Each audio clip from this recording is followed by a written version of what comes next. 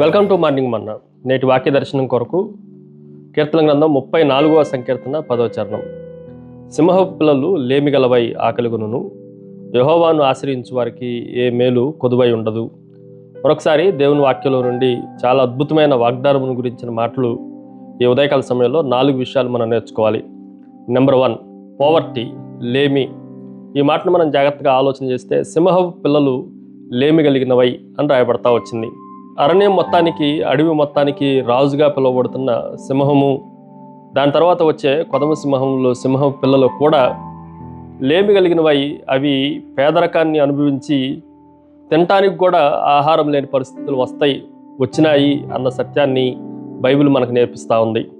కానీ ఈరోజు మనం జాగ్రత్తగా ఆలోచన చేస్తే ఆయనను నమ్ముకున్న మనకి ఎటువంటి లేమి ఉండదు. యెహోవా నా కాపరి, నాకు లేమి లేదు, కలగదు అన్న వాక్యాన్ని మనం జాగ్రత్తగా ఆలోచన చేస్తే లోకంలో ఉన్న వారందరికీ పేదరికం కలిగిన దేవుడు మనల్ని తగిన ఆహారంతో తృప్తిపరచగలడు అన్న వాగ్దానాన్ని ఈ వచనంలో నుండి మనం గ్రహించాలి. రెండో విషయాన్ని మీకు జ్ఞాపకం చేస్తాను. ఇట్ ఈజ్ ఏ పవర్లెస్, శక్తి లేని. ఈ మాటను కూడా మనం జాగ్రత్తగా ఆలోచన చేస్తే సింహము బలానికి సాదృశ్యంగా ఉంది. అది బలమైన జంతువుగా కనిపిస్తూ ఉంది. రాజుగా అది అడవిలో ఉన్న అన్ని జంతువుల పైన ఆధిపత్యం చూపించేదిగా ఉంది. కానీ ఇంత ఉన్నప్పటికీ కొన్ని సందర్భాల్లో అది ఆహారాన్ని సమకూర్చోలేక అలసటతో శక్తి అంతా పోగొట్టుకున్న జంతువులాగా మనకు కనిపిస్తూ ఉంది. కొన్నిసార్లు మనం కూడా చాలామంది క్రీడాకారులను, పరిగెత్తే వారిని చూస్తూ ఉంటాం. ఆ రన్నింగ్ రేసులో వాళ్ళు బాగా శక్తి, సామర్థ్యం, శరీర దారుఢ్యం ఇవన్నీ ఉన్నప్పటికీ ఒక్కసారే కుప్పకూలిపోయి చనిపోయిన పరిస్థితులు మనకు కనిపిస్తూ ఉంటాయి.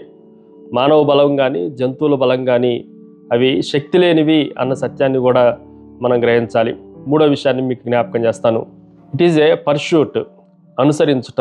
ఈ మాటను కూడా మనం జాగ్రత్తగా ఆలోచన చేస్తే యెహోవాను ఆశ్రయించు వారికి, సింహాలే ఇంత ఆకలిని, వాటికే బలం ఉన్నప్పటికీ ఏమీ సాధించుకోలేని పరిస్థితుల్లో, కానీ దేవుణ్ణి ఆశ్రయించిన వారికి, దేవుడిని వెంబడించే వారికి, దేవుణ్ణి అనుసరించే వారికి ఏ మేలు కొదువు ఉండదు అని ఈ లోకంలో, ప్రపంచంలో అనేకమైన అభిరుచుల కోసం అన్నిటినీ వెంబడిస్తూ ఉంటాం, అనుసరిస్తూ ఉంటాం.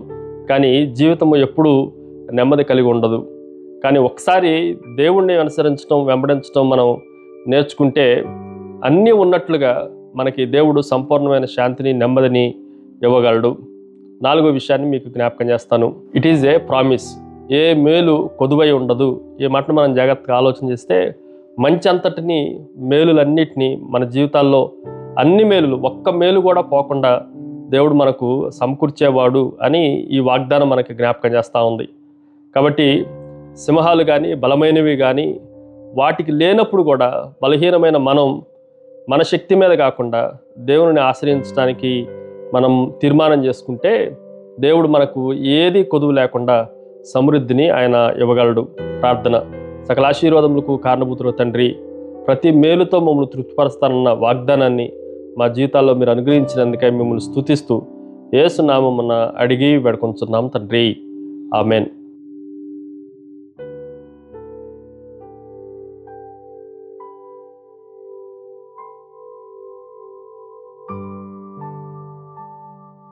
God bless you.